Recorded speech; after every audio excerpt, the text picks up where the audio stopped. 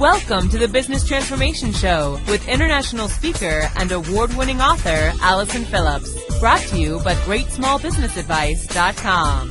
This is a show for business owners who are ready to get new clients, close more sales, and experience a business breakthrough from the inside out. Now here's your host, Allison Phillips. Hey everybody, it's Allison Phillips here, and I am interviewing today Trevor Blake, who is the New York Times bestselling author of the book 3 Simple Steps. And I asked him to come on with me today in this video interview so I can ask him tons of questions, and I was just telling him that I had pages of questions to ask him about 3 simple steps so we can understand a little bit more about why he wrote the book, what's in the book, and different concepts of what he covered in the book as well. So welcome, Trevor. Thank you, Allison. Thanks for inviting me. I appreciate it. You're welcome. Are you ready for my big, long list of Q&A? Yeah, I'm strapped in the chair. I can't go away till you finish. So. Awesome. Well, my first question is, what was it that inspired you to write the book 3 Simple Steps? I'm afraid it's not a straightforward answer because there's probably 2 or 3 things happened in how things convolute to come together. And the main reason is people ask me to write it. They've been asking me to write it for years. I've taught the 3 Simple Steps in a sort of more casual way to hundreds of people that either have worked for me or have been called in to work with teams, sales and marketing teams in companies. And after every occasion, it does 2 things. I was called in to help make them more productive in the work environment. Obviously, we all get you get involved in those things too. But an interesting thing happens with the 3 Simple Steps is that people suddenly it's like the chains fall off and they realize that they have so much more potential. So what actually started to happen was that people would up and leave the job and go get better jobs elsewhere. And so the people who invited me got a bit fed up of that, and those conversations led to, this is much bigger than just trying to improve productivity in companies, so why don't you write the book? But I was busy building my own companies, and partly I never had the time, and secondly, the other reason I decided to write the book when I wrote it, I suppose, is because I'm not a big fan of the self-help movement or the business inspiration movement, because so many of those books, even the best well-known ones, were written by people whose only taste of success came because their book caught on for some reason. And I've read a lot of those books, and sometimes the information is really valuable, even if it just gives you a bit of a boost and a bit of a motivation kick. But yeah, I've always questioned the credibility because I've looked into the background of the author and I thought, well, before this book caught on or went viral, or before this video went viral for some reason, the person who was behind it really had not done very well in life if we judge success by being how you do materially and physically and with relationships. Mm-hmm. These people have been a bit of, most of them have been basket cases before the book caught on. So I felt it was, once I sold my 2 companies and I thought, what, it's about time there's an authentic self-help book out there written by a guy whose only advantage in life are the philosophy that he's lived. So these 3 steps are the only things I've lived by since I was probably 21 years old. And I've had an amazing life as a result of that. And everyone who I've taught it to has gone on to have amazing adventures. So I hope here we have, a self-help book that is a little different to anyone's self-help book that anyone's read before, but it's also authentic. And that's why I do these interviews, because there's nothing more authentic than the guy standing behind what he talks about. Right. Yeah. Cool. My next question is, some of the strategies in the book, as others have read it, seem similar to things like Think and Grow Rich, or similar to things like The Secret, and what's the other one? I forget the other one, but it seems similar to some of those concepts. So can you share with our viewers what's different about your book? You shared one aspect of what's different because you actually experienced a level of success selling $200 million companies before you wrote the book. So my question is, when viewers start reading the book and they go, well, it sounds like a concept I read in Think and Grow Rich, or it sounds like a concept I read about in The Secret or whatever, how do you respond to that? How is it different? Well, I think you'll find some of the similar principles in those books you're talking about, also in 3 Simple Steps, but a lot of the times those principles have been put out there based upon ancient knowledge that we all today would like to believe could possibly be true. We hope it would be true because it frees us from the struggle that we're living in. Life can be like living in the quicksand sometimes. The harder you struggle, the deeper you sink, the harder it gets. And these books, try and give you the impression that, okay, it doesn't have to be like that. And I agree with that. It doesn't have to be a struggle. It's not supposed to be a struggle. It's supposed to be a joy. but they don't usually give you a practical guide. They tell you some really nice things that would be lovely to hear, but then after you finish the book, and I've read all the books you mentioned, you put it down and go, okay, so what do I do now?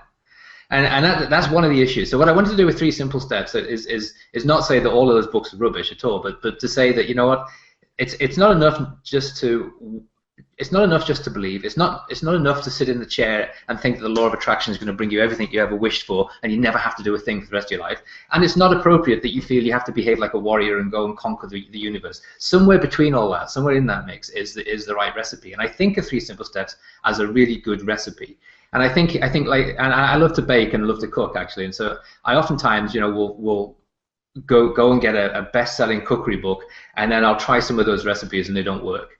And probably because the chef is just a brilliant chef who uses his intuition, and then the editors try to say, okay, how much of the flour did he use, and how much and they make this recipe up. He can do it brilliantly every single time, and then I try to repeat it and it doesn't work. And that's what I think sometimes happens with these self-help books, is that you know, sometimes they're written by people who intuitively know that this makes sense, but they don't know how or why. So what I've done with 3 Simple Steps is I've created a recipe, but I've backed it with science, because we live in an age where we have the right to expect to see evidence for the principle that's being spoken about. So if I say, you know, jump up and down on your right foot, and that's going to change your life, I've got to be able to support that with some scientific evidence to say, look, you know, here's 1,000 people who jumped up and down on the right foot, and look what happened to them. And so what I've tried to do with 3 Simple Steps is provide that evidence and also back it with really hard, I think, cutting-edge neuroscience and physics information. I'm a passionate perpetual student of physics, and so one of the issues, going back to the previous questions, one of the issues I think that sometimes exists with some of these older books that people still like, Think and Grow Rich and As a Man Thinketh. One of the issues with those books is I think the philosophies are excellent, but there's no science to back them up, because they were written at a time before nobody knew even the common laws of physics that we take for granted today. They hadn't been defined back in 1905.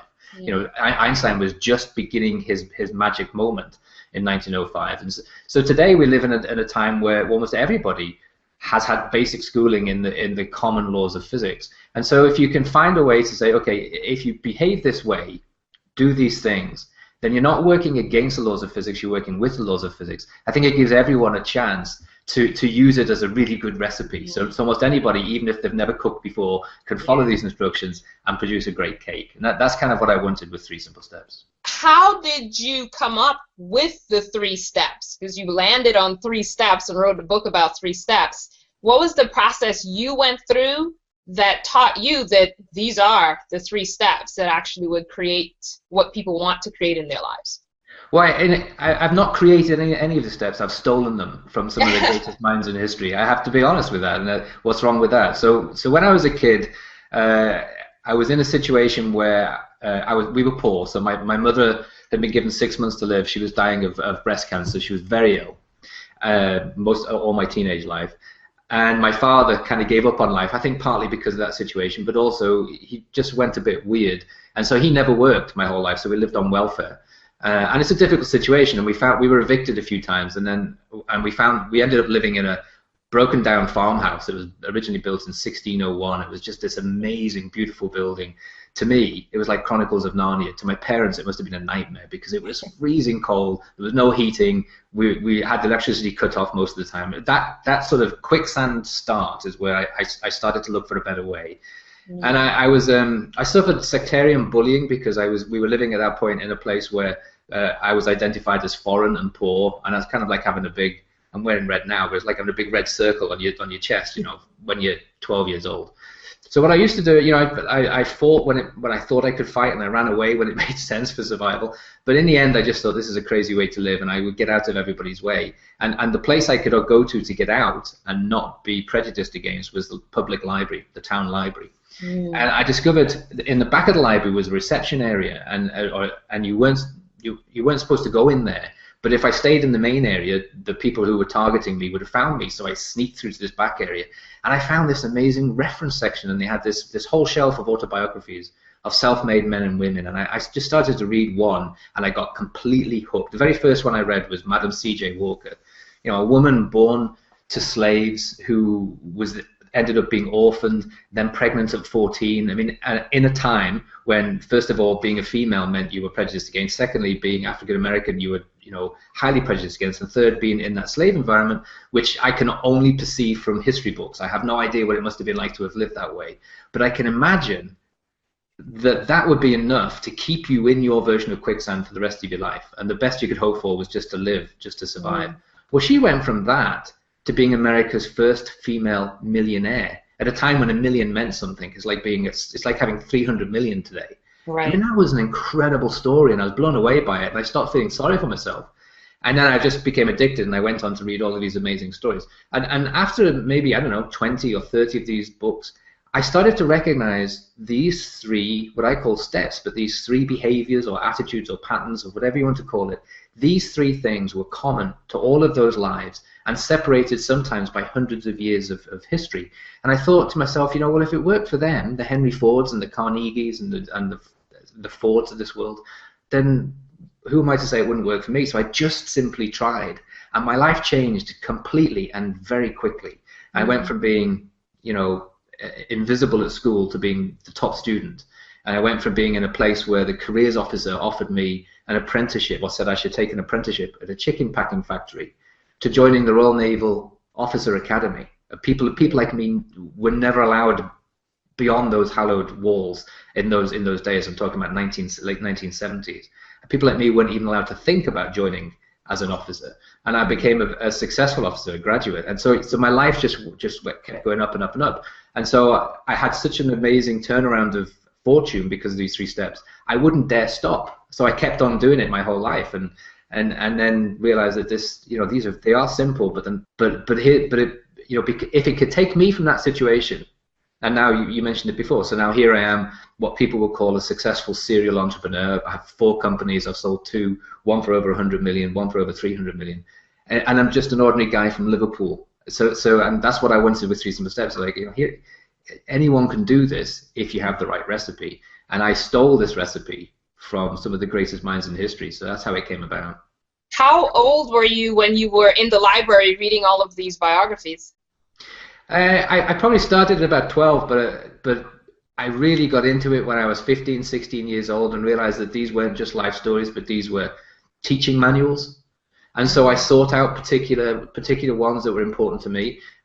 One of the things when you're poor is you don't get to travel, you don't do vacations, and my parents never ever saw a plane close up, an airplane close up. They never went on a ship.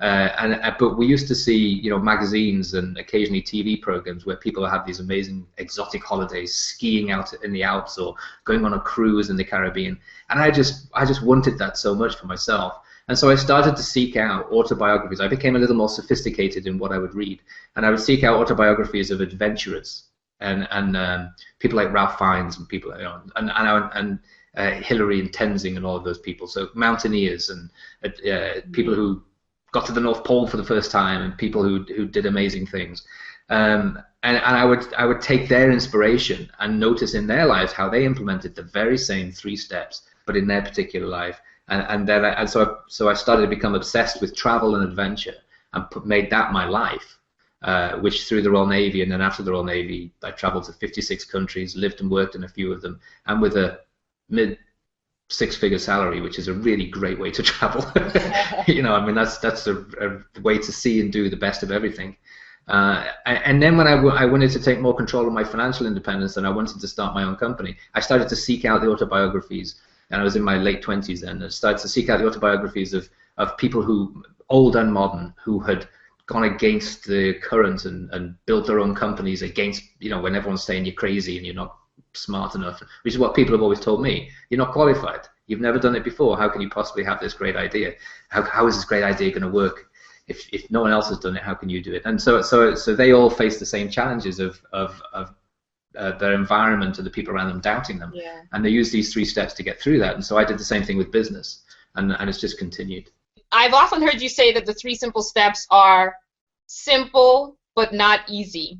And what is the key thing that causes you to say that from watching other people attempt to implement the 3 simple steps? Because they are simple. Nothing, huge about them. They are simple, but people still struggle and grapple with applying them. What's your take on what causes it to feel like a challenge for some people, even though the steps are indeed simple? It all comes down to your personal motivation. I mean, how badly you want to change your life. And one of the challenges we have with some of the other books we mentioned before is that the overall effect of the book is it makes you feel better about the life you have. But what everybody wants is a better life. And to get a better life, you've got to change something, because if you've been behaving in a certain way for a certain amount of time, and this is the result, then it's not rocket science to say you need to change something in order to get a better result in the future. Everyone says that, everybody knows it, but I find very few people have the discipline to actually make those changes, because we become almost we become creatures of our own habits, but it's no one's to blame for that, because what I talk about in 3 simple steps, and what we're learning now that we have the technology to look inside the brain and see what happens when it gets exposed to certain behavior, is that the brain turns out to be a little bit of our personal drug addict. It craves the same behavior the whole time. It behaves more like a muscle than anyone ever realized. So the more you expose it to a particular behavior or a particular stimulus, the more it craves the same. And so we become a product of how our brain locks us into our particular life. And in order to get out of that, you have to change the way your brain perceives life, and to change the way you think and the way you react to what you think. And to do that requires a certain amount of discipline, and it becomes a lifelong endeavor. You can never stop, you can never relax, never give up from this thing if you want something. And so in order to make those changes, I mean, anyone can say, okay, I'll introduce the 3 simple steps in my life, and they get so excited and so enthusiastic, and the first week see these amazing things happen around them, and then the second week something just gets in the way. And the problem is that the steps are really simple, and we tend to go to what creates the most noise and what seems the most complicated first. And so people start to put so one of the things is mentality control, which we'll talk about, I'm sure. And the first week people are really good at that, and then the second week someone says, hey, did you see what I saw on TV yesterday? And then they tune in and they're right back into the place that they were. And so you need that motivation to say, oh, that was dumb, I need to get back, I need to start again. And then I need to start again, and I start again. So I restarted all of these steps probably 20 times before they became personal habits for me. And now I can't imagine living my life in any other way except by the way I do, the pattern of behavior that I have. But in order for these new behaviors to become habits, requires a degree of discipline that I don't see in very many people. And I think it's because a lot of people don't actually have a strong enough motivation to make a change. They say they want to change, and they say they want a better life, but they're not prepared to do what it takes to get there. And it takes commitment, it takes discipline, but it also takes a certain degree of sacrifice, in that you have to accept that when you decide to be all you can be, then that's going to change the environment that you live in right now. And that means that not only are you going to change, but the people around you are probably going to change too, because you'll suddenly step outside your own comfort zone, but you're also going to step outside their comfort zone. And don't be naive enough to expect them to applaud you and pat you on the back and say, good on you, I hope you make a great success of your life and don't forget me. More likely you're going to say, who do you think you are? Are you too big for your britches? That's the kind of attitude you get from people around you, and it's very uncomfortable, and it's much easier just to go for the quiet life and say, you know, you're right, I'll sit down on the sofa and watch this reality TV show with you, and you know, whereas you could be working on your business plan. And so you do need that discipline to say, okay, this is for me and me only, and if other people around me don't like it, then tough. And not everybody has that ability, I find. Yeah, that's interesting, because what I hear you saying, there's 2 components of the discipline that's required to experience the result. One part of the discipline is getting out of the habits that you were in before, but then once you get out of the habits that you were in before, you have to have the discipline to stick with it, even in the face of people thumbing their nose at you or going, who do you think you are, as you start to experience some level of success. So it requires discipline from both angles, from the outside, people looking in going, what's going on with you, what are you doing, and who do you think you are, and also your own personal commitment to creating the change that you want to create, and to following the 3 simple steps in a very committed way, not in a haphazard way. Right. This 3 simple steps won't work unless you're fully committed to it. Nothing does in life unless you're fully committed to it, because the commitment sends an energy out that's very, very important. I mean, you hit on an important thing. The first thing is introspection. You've got to be prepared to look inside your life and say, okay, where can I improve? What do I need to change in order to get a better life? That's really important. A lot of people are in denial that they are creating their own life. They think that bad stuff happens to me. They have that victim mentality, and it takes a certain degree of the science that we provide in 3 Simple Steps, and also I think a little bit of personal honesty to say, you know what, I have created this life I have today, even though I don't like the life I have today, and it doesn't feel right, and therefore I can uncreate it and I can create something better. There's a little time, I think, where that realization has to come together, and then after that, the changes happen very quickly. The good thing about the 3 Simple Steps is you don't have to wait for a year to see a benefit. Almost the next day, actually the next day, everything feels better and brighter, and people start to come, and you think, oh, maybe I'm just fooling myself. It's like a placebo effect, and then people come up to you and they say, have you changed your hairstyle? You look really well today. Have you been on holiday? Have you been on vacation? And it's all about this new energy that you create in yourself. And at first they're fascinated by it, and then a lot of people are threatened by it, and they want to know, well, what's going on with you? Are you after my job? That sort of thing happens, and then you start to move on your path. But that's why we say it's not easy, because you will put the 3 Simple Steps can only work. Once you implement the 3 Simple Steps, there's no going back. It doesn't work for some people and not other people, and it doesn't work, fractionally. It doesn't work a little bit for you and a little bit more for me or anything like that. It works, and it works completely. And it's not just me saying it. I get emails from all over the world since this book was launched a year ago. From as far as Venezuela, Sri Lanka. I got a lot of people in Australia following the 3 Simple Steps, and for some reason Holland. I don't know why Holland of all the European countries, but hundreds of people in Holland have emailed me weekly, and their lives are changing dramatically. And I've never ever seen it not work with any person that I've told the 3 Simple Steps to, or even taught them one of the 3 steps that could help them. I've never seen it not work. Yeah. You'd have to work very hard to stop it working. You'd have to really go the opposite direction. So because of that, you have to be prepared that you're going to be in places you weren't expecting to be. You're going to meet people you never expected to be close to, and you're going to be sent opportunities and challenges that you thought were way beyond where you are in life. And because of that, it's very easy when those things happen to go, oh, this was uncomfortable. I'll go back to the way I was. That's the danger. That's the dilemma. Yeah, and I would say that I personally experienced that, because within probably a week of implementing the 3 Simple Steps, things started changing rapidly in my life. And a couple of things happened, and we'll talk about moments of insight as well, because that was a powerful piece. But when those powerful moments of insight happened, and then I started kind of giving birth to these things in my life, new projects and all of that, there's a part of my brain that went, that was a freak accident. That's probably not the way it's going to be. And then you start questioning, can I sustain this? Wait, and then you go, do I even deserve this? And all of these things start coming up in your mind, and you have to be prepared to continue moving forward in spite of all these things, because it's so different than your past that it becomes uncomfortable energetically, uncomfortable mentally, uncomfortable emotionally.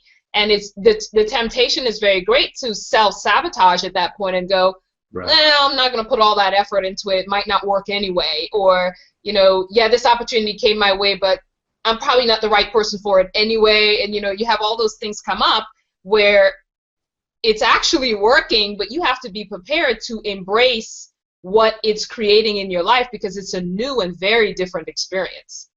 Yeah, it is. It's a little bit like,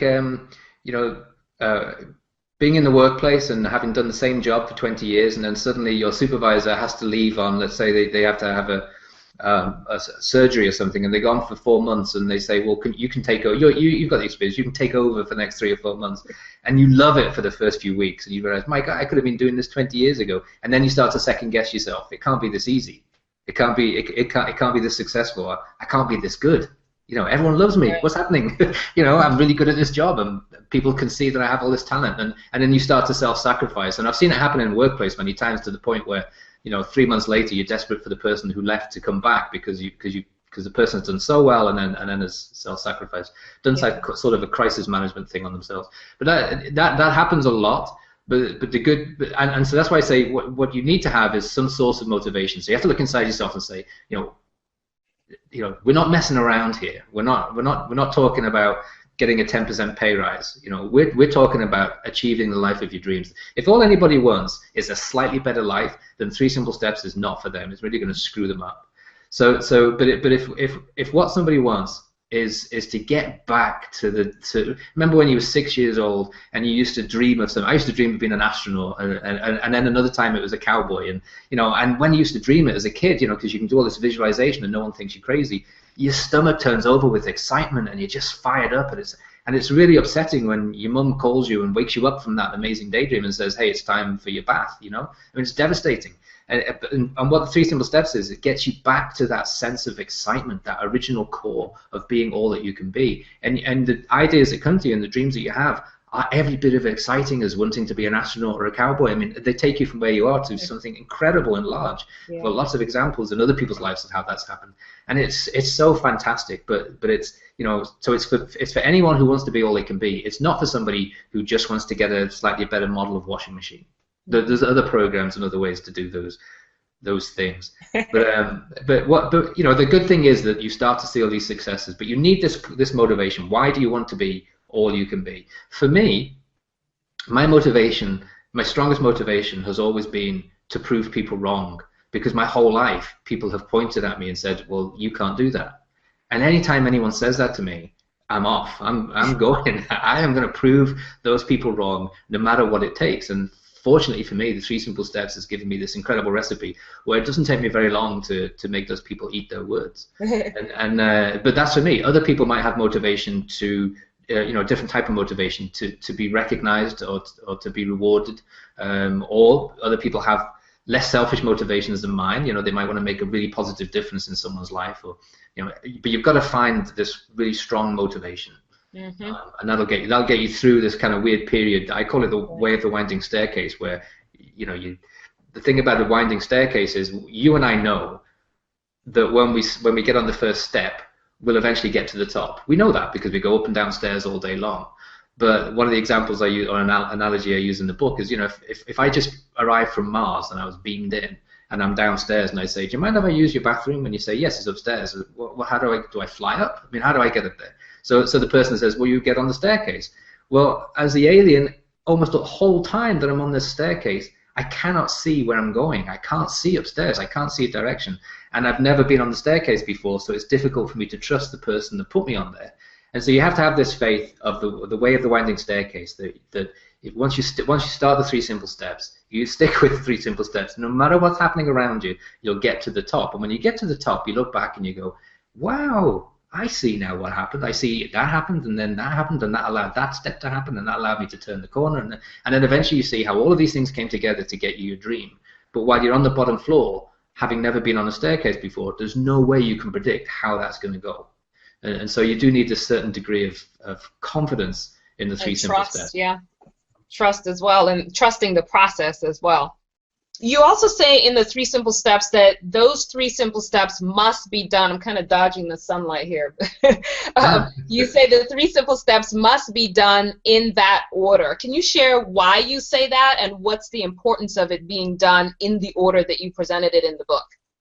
Precisely because it's a recipe. Now, if you wanted to go and bake a cake and you lay out the ingredients, you got the butter, the sugar, the eggs, and the flour, and you decide to start with flour and water, well, you make wallpaper paste. It doesn't work. You've got to start off by creaming the sugar and the butter. You have to do things in the right order, and it's the same with any recipe, and this is a recipe for success in business and life. And the main thing is that, so step 1 is all about control of mentality. It's a lot more than that simple phrase. Step 2 is about creating the thing that makes a difference in people's lives, which is that moment of insight that changes everything. There's a way to put yourself in a position to have those moments of insight. And then step 3 is about how you turn that moment of insight into reality. Now, if you decide to skip step 1 and you go straight to step 2, and then you have a moment of insight, because you don't have control of mentality, that moment of insight has no chance of surviving in the world, because the minute you return to the real world, as we call it, and everybody looks at you and says, well, you're crazy. Well, because you don't have control of your mentality, you'll believe, yeah, you know what, I am crazy. Or let's say you had an idea to start a company, and then 5 minutes after having that idea, you put the TV news on and the TV tells you, oh, we're heading for a double dip or a triple dip now, recession.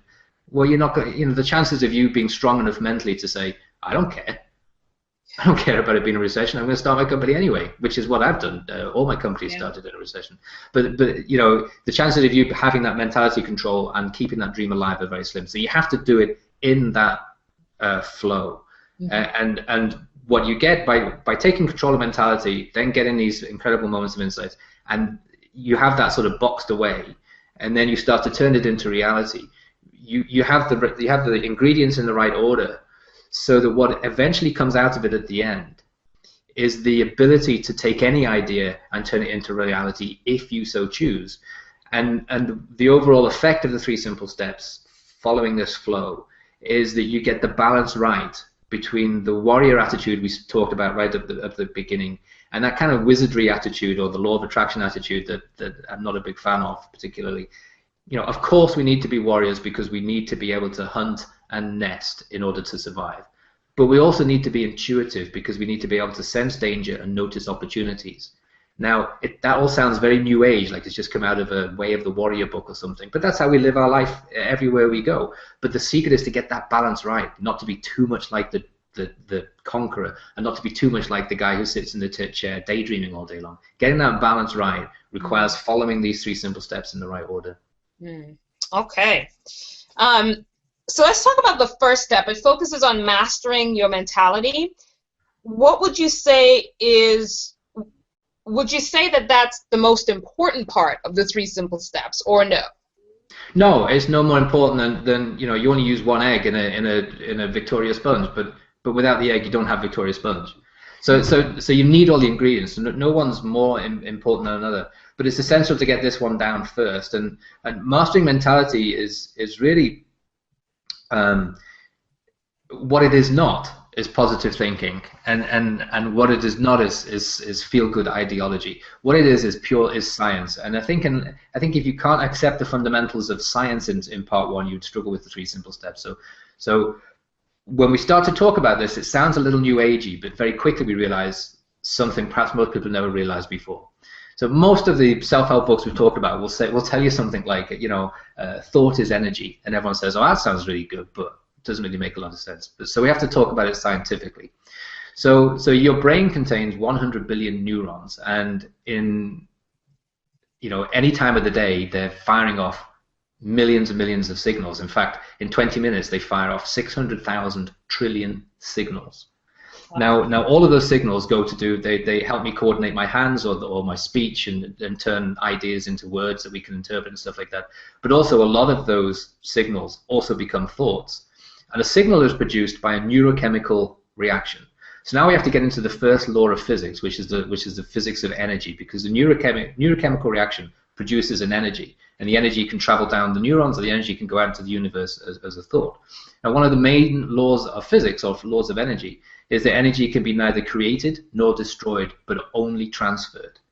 So when those neurochemical reactions have finished and they've produced a signal, the energy, small as it is, of that neurochemical reaction is transferred into whatever comes next. So if a thought comes next, we now know, and we can now see on an MRI scanner that thoughts are little packages of energy. They are real things. We can't capture them. We can't put them in a test tube and stare at them. They're out there in the universe, but you know what? They're energy, and that gives us really important information, because there are laws of energy and there's no getting away from it. It makes no difference whether you believe in the laws of energy. There's a law of energy, and that's it. You can be for it or against it. They're still going to be there as laws of energy. And one of the key things about law of energy that's important in 3 simple steps and for how we take control of our lives is that energy can transfer, but the important thing is it's equivalent and interchangeable. So all energy is equivalent and interchangeable with matter.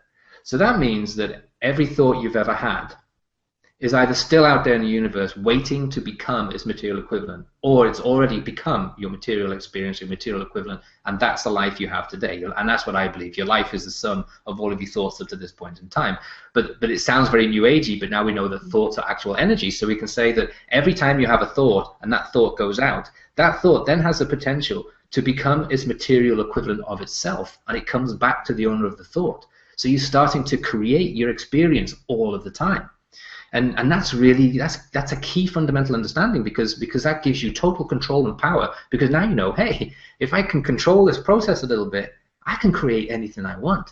And the other scary part of that is, hey, if I don't control this process, I have no idea what's coming to me. I have no idea how my life is going to turn out, and I'm not sure I want that lack of control. So mentality control starts with that fundamental understanding. And this is not a diatribe about positive thinking, because positive thinking is impossible. It's an illusion, because your thoughts happen at the speed of light. And this energy transference into matter is from Einstein's theory of relativity. So E equals mc squared. So energy equals mass times the speed of light in a vacuum squared. That's a huge number. And so you break it down and you say, okay, the higher the energy, the higher the mass or material. Okay? So the more positive thoughts you have, the more positive material experience you're going to have. And it's that simple. That's why I call it simple. But you have to get that fundamental understanding. And this is not new age rhetoric. This is pure basic science. So once you know that, your thoughts are energy and that they will become an experience, and you also know that you can't control your immediate thoughts, then what you take control of is how you react to your thoughts. And that's the key difference in 3 Simple Steps to any other self-help book that's out there. It doesn't matter what you think.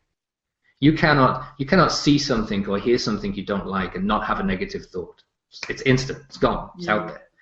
And the challenge with the negative thought, let's use a simple example. So let's say you're fixated on getting your daily dose of Fox News, and they throw up the sensational headline of man beaten to death in street, okay, and they show a picture of the scene, and there's police cars around, and there's women crying, and it's just a terrible thing, and your brain gets hooked onto that like a drug. Okay, so it's very hard to see that and not, I'm in airports all the time trying to do this, not to see the screen, it's hard not to see it, and so you get hooked into it. But the challenge with it is the thoughts, your immediate thoughts are not about this man you'll never meet and have never heard of, in a place you'll never visit, in an event that might never happen in your environment. Your thoughts are about, that's awful. How would I feel if that happened to me or someone I loved?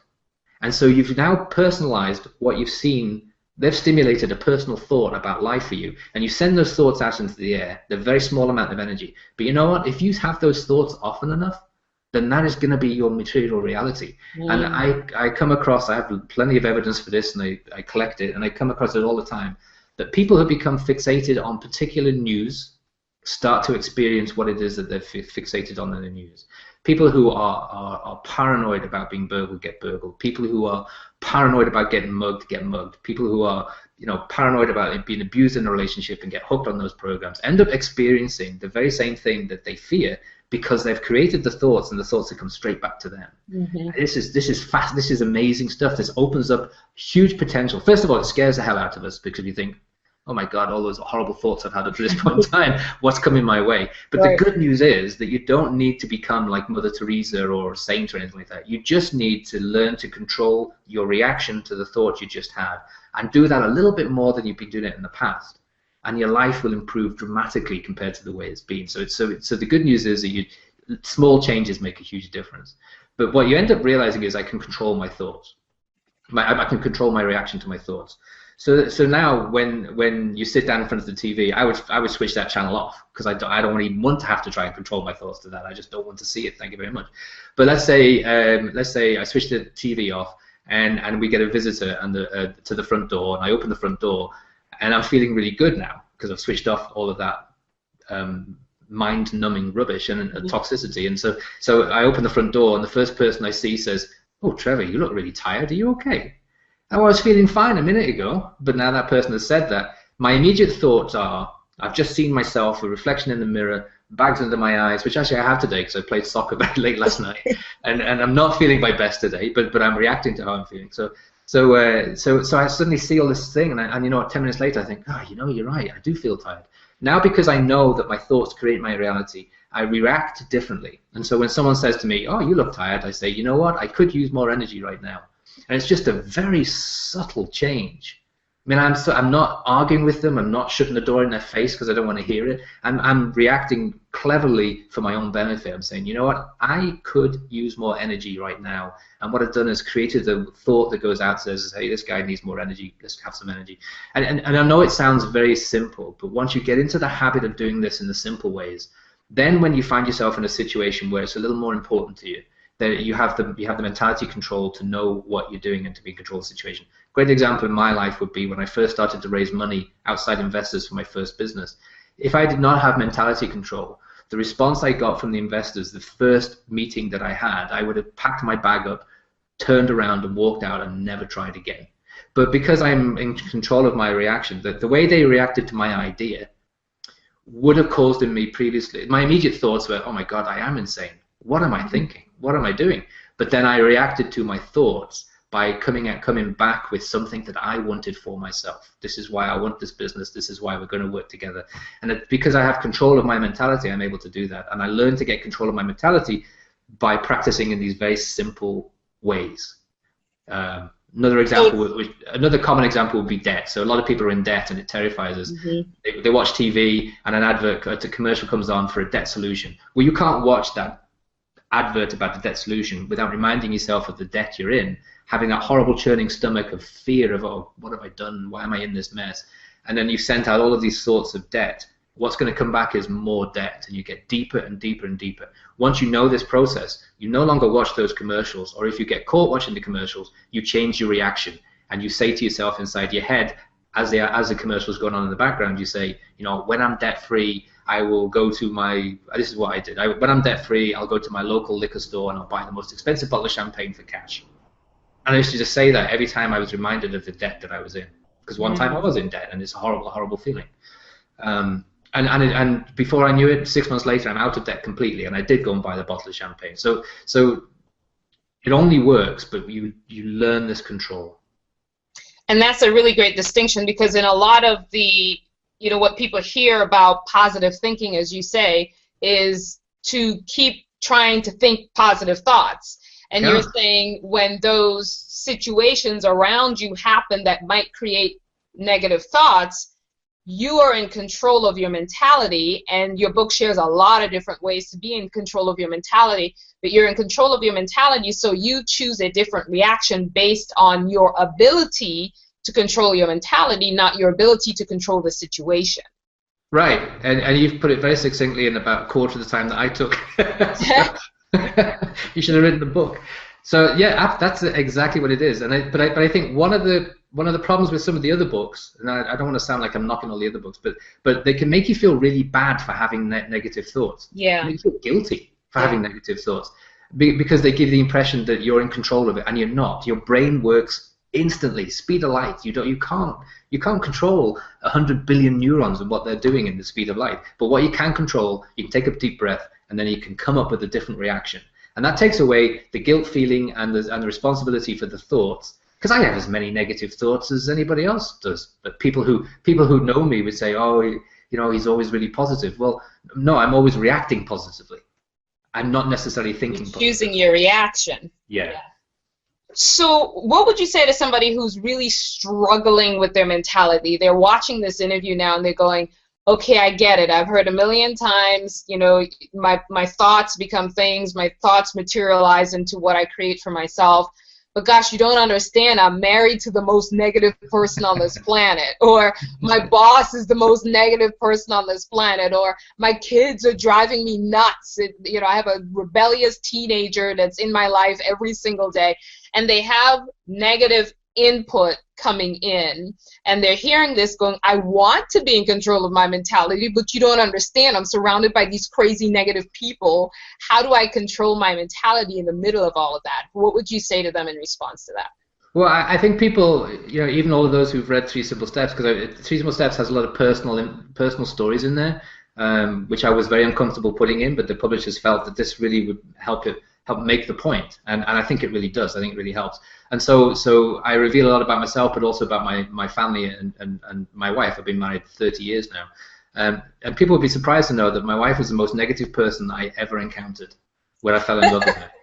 She was, and I never tried to change. I never tried to change her because I wanted to date this woman. I wasn't not going to fight her, you know. So, but I used to make a joke, you know, and I do it now. Every now and again, her name's Lynn. So every now and again, Lynn falls back into that old negative mentality. She can come up with the worst case scenario for just about anything that happens. And I always laugh and go, there's my Lynn, you know, and she knows exactly what I'm saying. And she goes, yeah, see, and she'll change how she reacts to it. She'll stop the doomsday scenario she's about to come out with, and she'll change it. But so it's okay to be surrounded by negative people, because eventually they see the changes in your life, and they get some kind of motivation to change too, and then they see the changes in their life, and it works. What I would say to do is so in 3 Simple Steps we have a lot of different techniques that you can use in your home environment or your work environment that no one knows you're doing. They're all very private and a little mental sometimes, little crazy stuff going on in your head that can really help you still thrive whilst in this negative environment, and that's okay. And you get to the point where sometimes I think we tend to be against those people around us who are negative, you know. So it's easy to be against the people who are always complaining and always going on about the health issues and all that kind of stuff. But when you take mentality control, an interesting thing happens. You no longer are against all that stuff because you have control of your own mentality. It no longer affects you when you use these different techniques.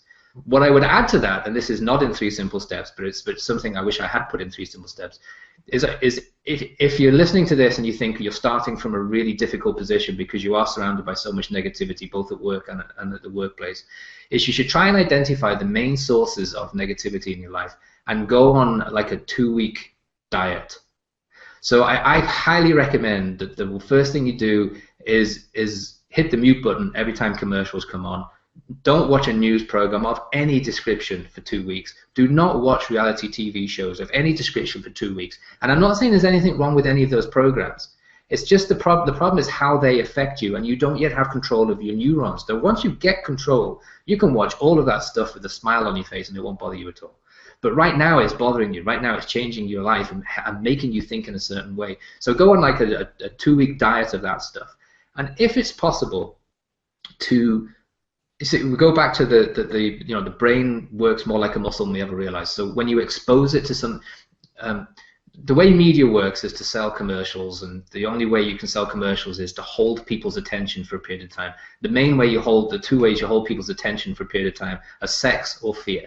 And so you'll see something sensual or sexy, and it'll hold your attention long enough to see the commercial, or you'll see something fearful, you know.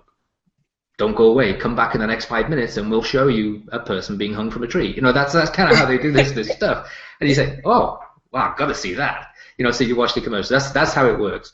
And the same thing happens in life, because your brain will get hooked into that. So when you're in the workplace and people are complaining all the time, it's almost, unless you have mentality control, it's almost impossible for you not to start to mimic the behavior that you're exposed to. And before you know it, you become a complainer like the complainers. And even though you think you're not, you are just as much of a complainer as the complainers. And so try to get yourself as much separation from that as you can. So if you're in the workplace environment for 2 weeks, when people start to bitch and moan about the benefits or the healthcare plan or something like that, or what a rubbish boss he is and all this sort of thing, for 2 weeks, try to separate yourself from that. So cut yourself off from it. Cut your neurons off from that source. Go to the bathroom for 5 minutes. Go and take some fresh air outside. Don't go to the bathroom outside because you'll get arrested. But try and cut yourself off from that connection.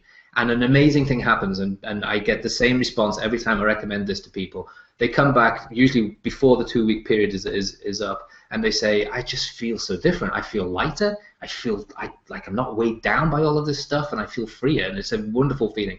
That's enough then to give you the motivation to be able to continue with your mentality control regardless of what's going around you, because you've already seen the benefit of it.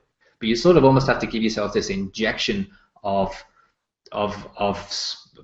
personal space, if you like, for a period of time, and they'll give you the start. It's a kickstart.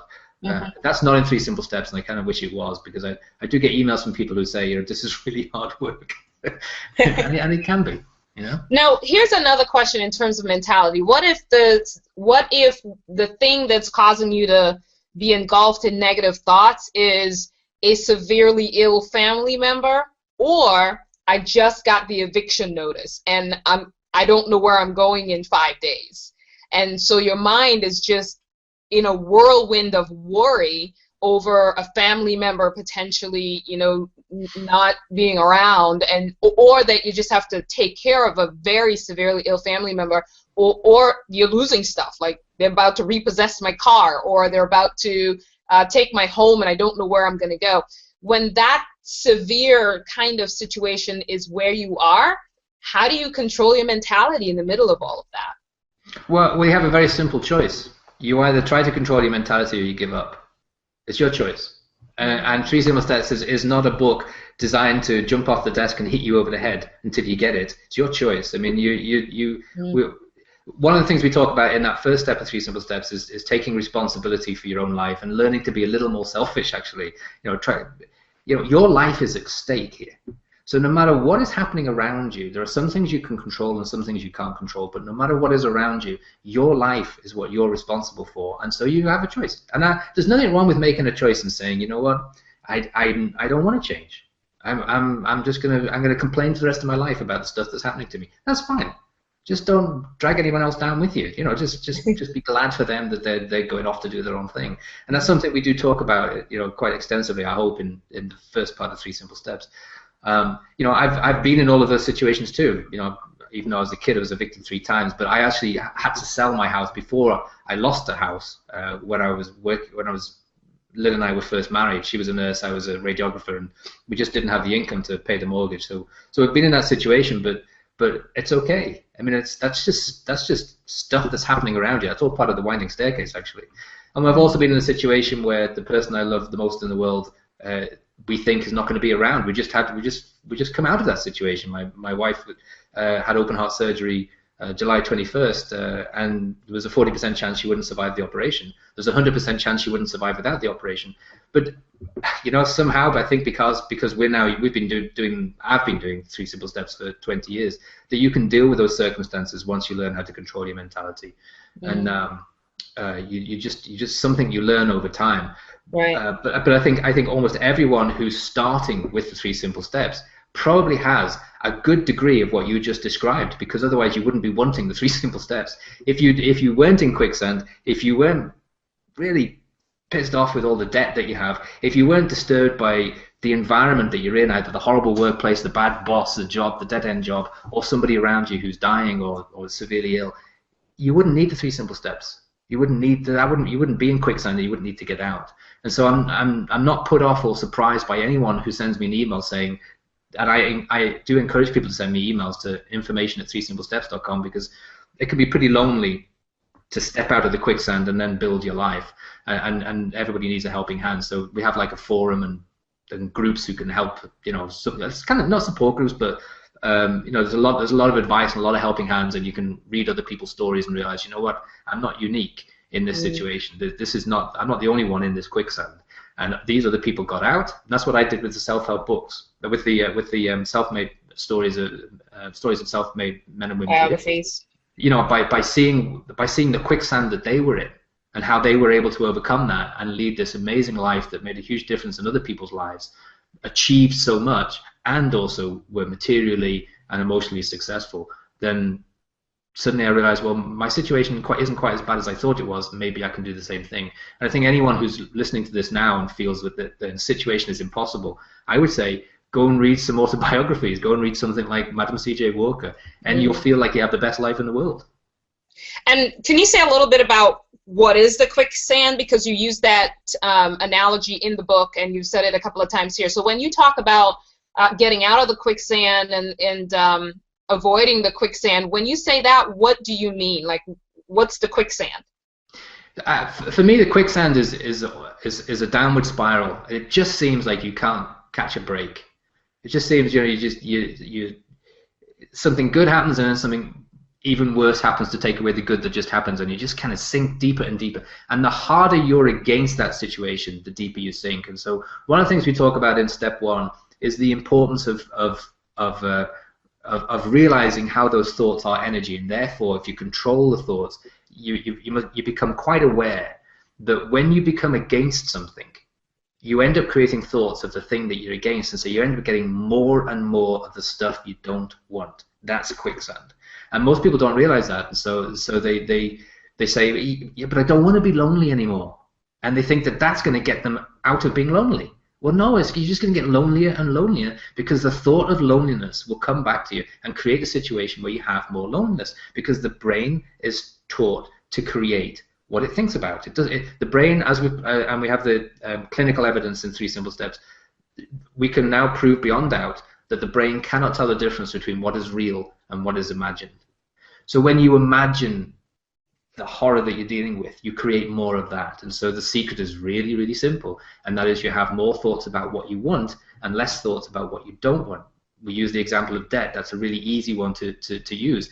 The more you think about the debt you don't want, the more debt you get. You sink deeper and deeper, and that's quicksand. The more you start to think about the life you're for, a life completely free of debt, where you're spending cash and living in the best, you're eating in the best restaurants in the world, and staying in the fanciest hotels, and buying the most beautiful clothes, and you have this little imagination going for the things you're for, then you start to get out of the quicksand. You start to get away from that kind of constantly sinking feeling. And it can be in any aspect of life. I do get a lot of emails from people who go from one bad relationship to another, and they just don't seem to be able to get out of that situation, and then they go online dating and they can't understand why it gives them horrible experiences, and then they suddenly get it after several exchanges of emails. They suddenly get that they're going to online dating because they're afraid of loneliness. They don't want to be lonely. Whereas if they go into online dating with a completely different mentality of going to have some fun and finding someone to have an amazing adventure with who can inspire them and that they can have a lot of laughs, their experience of online dating changes dramatically. But nothing's changed on the online dating site. It's the same site. It's the same people. It's just that the thought process has switched, and that makes all the difference. Okay. And it's really powerful, both in your description of the quicksand and also the mentality control, that the clear distinction that I'm hearing is it doesn't matter what your situation is. You can control your mentality inside of that situation such that you don't create more of it. And I think the awareness has to be there, that you can choose to not focus on the quicksand you're in and focus on you being out of it, even though it's all around you. Right, and the key thing is, though, that by providing the scientific data, we take away the pressure of having to do it, because now you know that thoughts are energy, and therefore, I've just had a negative thought, I'll react differently. Now you know it's that simple. Then you start to take control, and things change very quickly, which is a good thing about the 3 Simple Steps too. So the more fun you have, the more fun you want to have, and that's how you get out of the quick. Instead of having more of the bad stuff happening all the time, you start to get more of the good stuff, and then life just becomes a blast. It becomes just so much fun. Yeah. And I'm glad you're also reiterating that what we're talking about here is scientific. It's not new age mumbo jumbo. They've literally been able to prove a lot of what, all of what you're saying right now, and it's not like this mystical, because people will be hearing, that's that new age stuff. But what you're saying really is there is scientific proof about what your thoughts attract into your life. Yeah, it's the laws of energy. There's no avoiding them, and I think one of the dilemmas, and until recently anyway, I'm starting to feel, maybe it's because I'm involved in 3 Simple Steps, I don't know, but I'm starting to feel that people are waking up to the fact that they're not separate from nature anymore. For a long time, people have said, they understand. Oh yeah, I understand the laws of nature. I learned the laws of physics when I was in high school, but that's physics and that's nature. That's not me. But we're every bit as part of nature. We're made of the same stuff. How can we not be subject to the same laws? And so once you realize that this is just simple laws of physics, and I've spent X number of years swimming against these laws of physics. No wonder I feel like I'm in the quicksand. Now I'm going to go with the laws of physics, and let's see what happens. It's so much more fun. I mean, it's a blast at that point. But yeah, there's nothing. I'm not a New Age fan. I'm not a positive. I'll be honest with you. I'll tell you an honest story now. So you asked right at the beginning, why did I write 3 Simple Steps, and I gave you 2 reasons, but hinted that there were more than 2.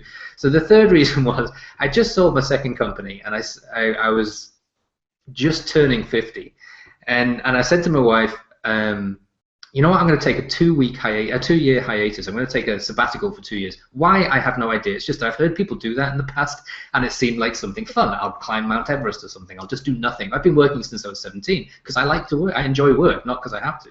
And she laughed at me, and she had that smile on her face, as, oh, this is going to be fun to watch. And after pacing the kitchen floor for 2 weeks, she said to me, if you don't start something new, I'm going to kill you. and she meant it. So anyway, with that, she dispatched me to the airport to pick up her mother, who was coming to stay with us for 3 months. She lives in Spain, and I was there early, as I always am for the airport, and then I was looking at a bookstore, and there was a new self-help book had just come out. I'm not going to give its name, but on the front cover was a full profile of the writer, and there was a stained glass window behind his head, and he was in a halo of light.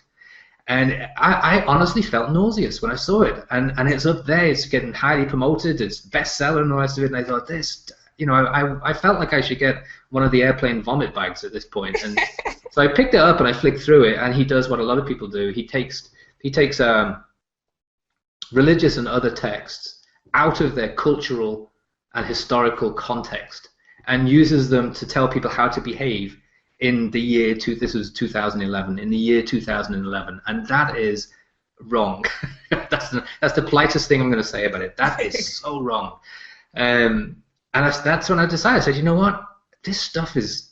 How can people survive? How can people succeed by reading and believing any of this stuff? And so that's when I decided I'm going to write this book, and it's going to be honest, straightforward, authentic, and it was pure motivation for that. But I am not a fan of the self-help movement at all, and it makes me laugh to find out that I'm now part of it. So you're in the self-help aisle. I've thought about it too much. What you think about, you become. So there you go.